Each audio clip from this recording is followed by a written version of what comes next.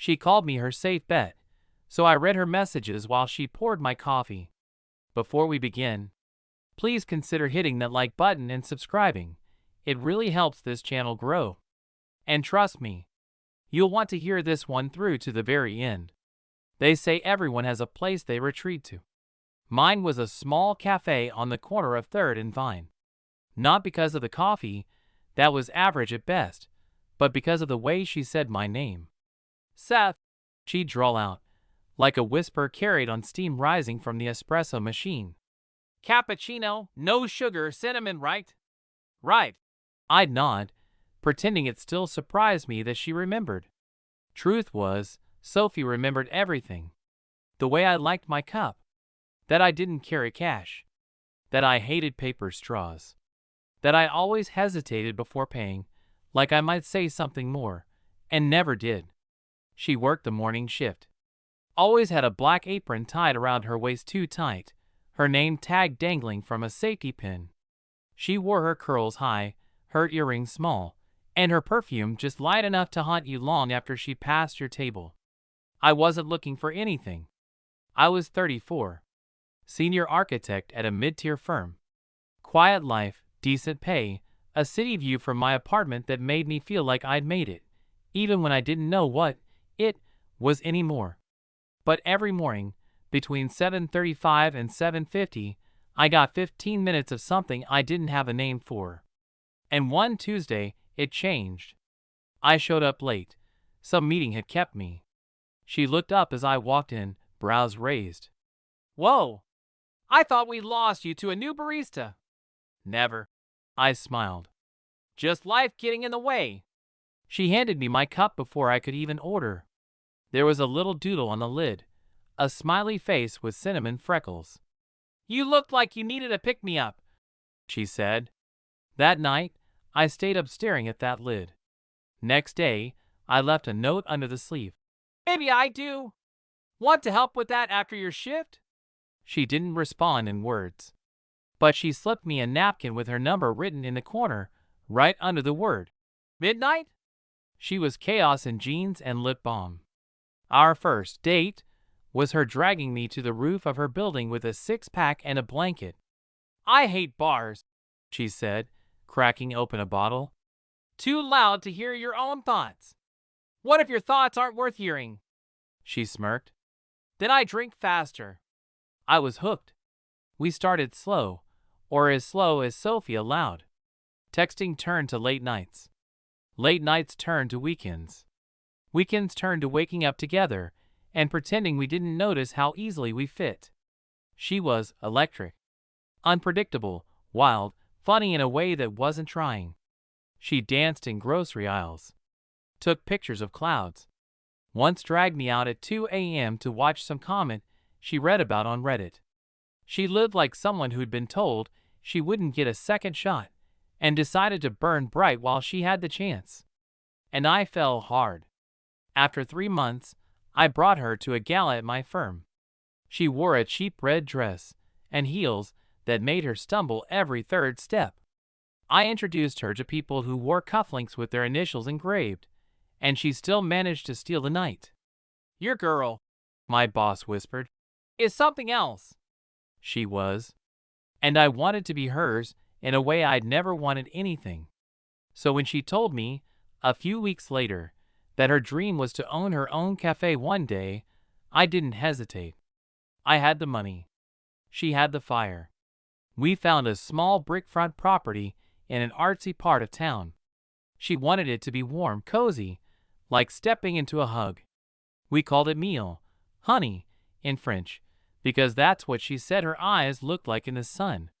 I never disagreed. I financed everything. The space, the equipment, the branding. Let her pick every detail from the cups to the music playlists. She cried when I showed her the paperwork, a gift, registered under her name. You're serious? She asked, voice cracking. I nodded. Dead serious. That night, we sat on the floor of the unfinished space, eating pizza out of the box, and she whispered, You're my safe place. 6 months later. We got married. Courthouse, 2 witnesses, no fuss. She wore a short white dress and boots. I wore the only suit that didn't scream. Real estate lawyer. We took selfies on the steps. I thought I'd never be happier. We were running a business together, building a life, laughing over spilled milk and grumpy customers. I'd come home smelling like espresso and cinnamon. She'd fall asleep on the couch with her legs over mine and her head on my chest. It wasn't perfect, but it was ours. Then came the silence. Not all at once. Silence never is. It crept in between conversations, slipped between kisses, lingered after laughter stopped. She started working late. Then later. "I've got to finish the books," she'd say, not looking at me. Or, "The new supplier's a nightmare." Or sometimes just, "It's easier if I stay." At first, I believed her. Why wouldn't I? She was my wife, my partner, my dream in combat boots. But belief doesn't stop the cold. She stopped texting back quickly, stopped asking me to taste new drinks, started locking her phone screen when I walked into the room, stopped smiling when I entered, stopped kissing me back. And one night, I came by the cafe after hours, surprise coffee in hand, and saw her laughing behind the counter. Laughing like the first time I met her. Like the woman I'd fallen in love with. But not at me. At a screen. She saw me through the glass and straightened. Too fast. Guilt fast. "Just finishing up," she said. "Didn't hear the bell." I nodded. Didn't say a word. I didn't sleep that night. Just stared at the ceiling, trying to forget how she smiled at her phone, and how fast it disappeared when she saw me. Too fast. I'm not paranoid. I'm methodical. I've always trusted facts. But when you love someone, you don't look for evidence. You look for excuses. That night, I chose silence. Not confrontation. I wanted to watch. To see what I'd missed. And once I started looking, I saw everything. Her phone was always on her. In the bathroom, in the kitchen, even when she showered. Before, she used to leave it anywhere. Now, tucked under pillows, inside her bathrobe, always on silent. One night, I heard her laughing during a call. I walked into the room. Silence. Phone flipped face down. She stiffened. "My mom," she said. But her voice was too high, and her eyes avoided mine. And then it happened. She fell asleep on the couch. Her phone slipped from her hand. Screen lit up. A message. "Don't worry. He still thinks I'm all his. He's the boring one, remember?" I didn't react. Not out loud. But I took a screenshot. Then another. Then I accessed the cloud. She had left her work tablet at the cafe once. I knew her passwords. I synced everything. WhatsApp, Telegram, photos, voice notes. And there it was. The truth. At first, she wrote, "He's so sweet. Too sweet. I feel like I'm drowning in vanilla." Then, "He bought me a whole FING cafe. Can you believe that?" Then worse. "I'll milk this for a few more months. Then we grow apart and I keep the place. He's not dangerous. He's safe. Predictable. He won't fight back. I'm only with him to get on my feet. After that, we're out." With every line, my blood got colder. She talked about me like I was an investor. A wallet with arms. Just a dumb, comfortable fallback. She was planning everything with Jay, the guy from her messages. How to exit. When to flip the business. How to legally rip it out from under me. And the worst? Pictures of me sleeping. Captions like, "He looks so peaceful. Poor idiot." I didn't yell. Didn't cry. I just stopped breathing for a few seconds. Then I started planning. The next morning, I visited a law firm I once helped with renovations. They owed me. They paid me back in silence. We checked the business structure. Yes, the cafe was registered under her name. But the building? Mine. The licensing, the web domains, the supply accounts, all routed through entities I controlled. She owned the name, but I owned the skeleton. Then I started freezing assets. Quietly, I changed vendor logins, shifted rental payments through a different LLC, created a shadow company with a similar name, filed a soft trademark challenge against the Café logo, technically mine. She noticed nothing. A week later, she came home late. Greasy hair, tired face. I was reading on the couch. The site's down. Customers are complaining. Do you know why? I shrugged. Maybe hosting's acting up. I'll check tomorrow. She stared for a second too long, then walked away. I knew the collapse was near, and I waited. It came on a Wednesday. I walked into the cafe just before opening. She was alone, pouring coffee, headphones in. Didn't hear me. She jumped when she saw me. What are you doing here? Wanted to remember how it all started, I said calmly. She hesitated, then made my usual, hands trembling. As she handed me the cup, her phone buzzed. Screen lit up. Access denied. Account revoked by primary administrator. She froze. What is this? I took a sip. Looks like someone's no longer the owner. You did this? Her voice cracked. You have no right. I looked at her. I have every right. I believed in you. I was your safe bet, remember? She stared, shaking.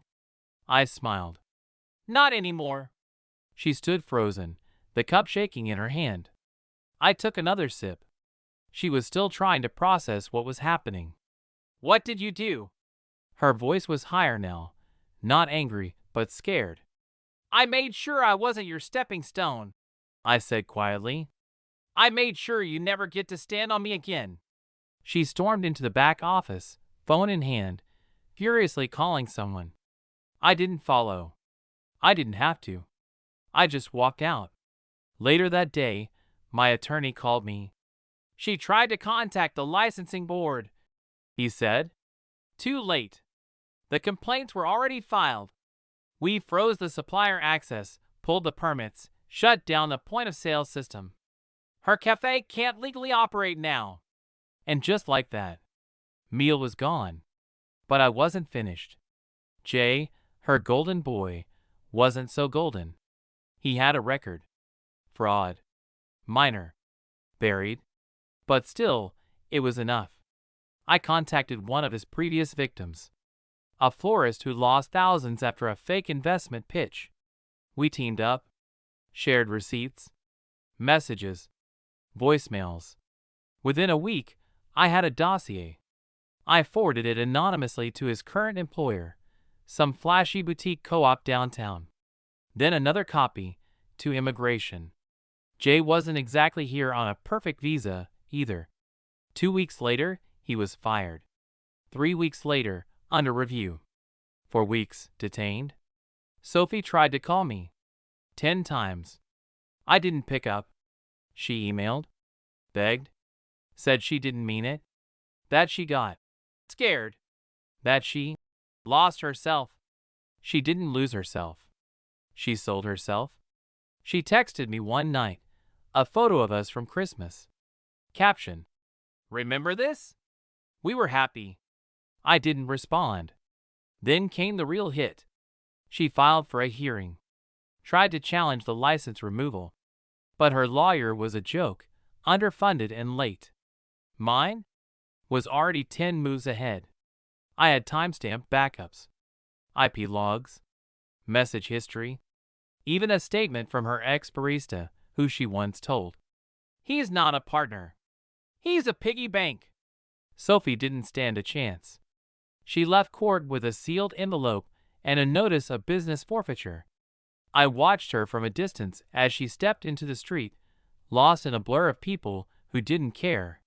She looked smaller. Not just physically, just deflated. Like the mask was gone, and what remained wasn't a villain, just a weak, cruel girl who thought she could outsmart the man who loved her. 3 months passed. I moved out of the apartment, sold my shares in the firm, rented a small cabin up north for a while. No Wi-Fi, no phones, just silence. Silence and freedom. I started sketching again. Buildings, yes, but also places. A small cafe by a lake. A bookstore in the woods.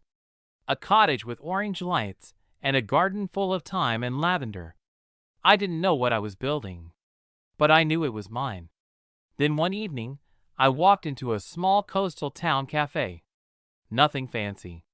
A handwritten menu, chipped mugs, a woman humming behind the counter. She smiled at me. Cappuccino? No sugar, I'm guessing.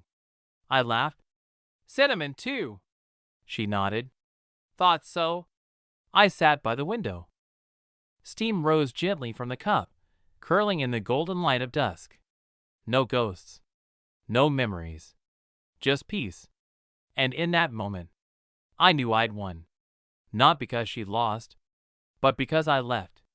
Because I let her keep her lies. And I walked into a life where truth didn't hurt anymore. The messages didn't stop. Weeks after the court hearing, Sophie kept writing. You can't just disappear. I gave you years of my life. We can fix this. Jay lied to me. She sent a long voice message once. She was crying or pretending to. Told me she was confused. Said I had misunderstood her. Said it was just a phase. Then, like always, she flipped. You'll regret this. No one will love you like I did. I didn't reply. I'd already started over.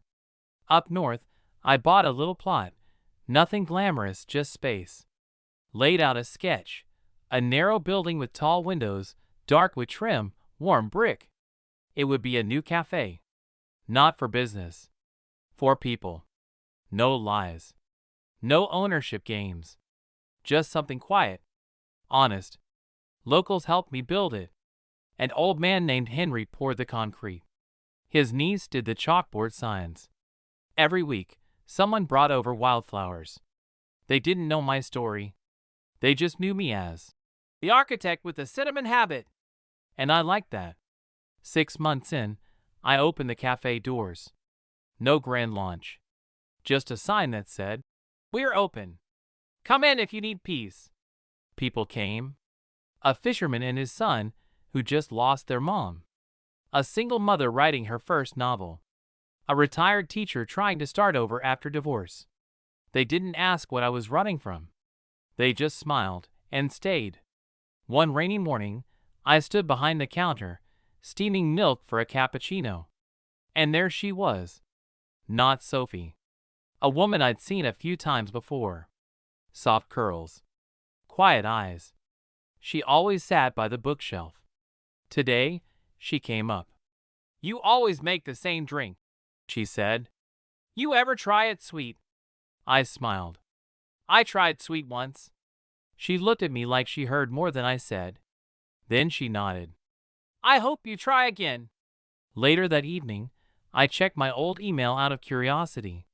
Sophie had written again. I heard you started a cafe. That was our dream. I made mistakes. But I miss you. Can I come see you? I deleted the message. That night, I closed the cafe. Turned off the lights. Sat by the window with my drink. Outside, rain traced soft rivers down the glass. Inside, the fireplace whispered like an old friend. The woman from earlier had left behind a small flower on the counter. No note. And for the first time in a year, I felt light. Not angry. Not bitter. Just light. Sophie once said I was too safe. That I was a stepping stone. But I wasn't built to be stepped on. I was built to build. And now, I had built a life no one could take. She poured me coffee once. But I poured the foundation. And I walked away. With peace in my hands.